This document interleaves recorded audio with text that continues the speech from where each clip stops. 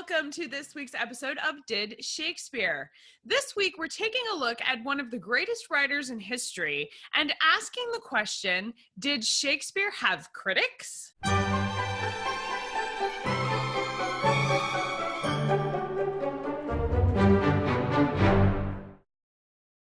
William Shakespeare was a tremendous dramatist. I called him a writer earlier, and that's really incorrect. He did write his plays, but that's kind of incidental because he wasn't writing in the sense of putting together a novel. He was putting together a story that was intended specifically for the stage. So his work was really being a dramatist or a playwright, which does technically involve writing, but he wasn't a writer in the sense that we use that word today. However, he was familiar with something most writers and even modern dramatists and playwrights are familiar with, and that's the idea of having a critic. It turns out William Shakespeare wasn't any more immune to the forceful negative words of your contemporaries than anyone else who tries to be an artist. William Shakespeare's most famous critics during his lifetime were Robert Greene and Ben Jonson. Robert Greene was probably a negative critic of Shakespeare, not even probably, he absolutely was. He wrote the famous Groat's Worth of Wit statement. Now, Robert Greene was dying when he wrote this, and he put this together basically to call out a whole bunch of people for the things he felt they had done to him or that were bad in general. And he railed on William Shakespeare. He accused Shakespeare of plagiarizing, of capitalizing on other people's success to fuel his own notoriety, and just tore Shakespeare to bits. So definitely Robert Greene was not so much of a fan. Ben Jonson, however, was not only a fan, but he was actually a good friend of William Shakespeare.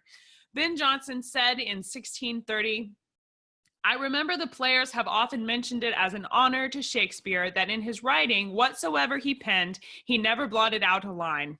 My answer hath been, would he had blotted 1,000, which they thought a malevolent speech. I had not told posterity this, but for their ignorance, who chose that circumstance to commend their friend, by wherein he most faulted, and to justify mine own candor, for I loved the man, and do honor his memory on this side idolatry as much as any.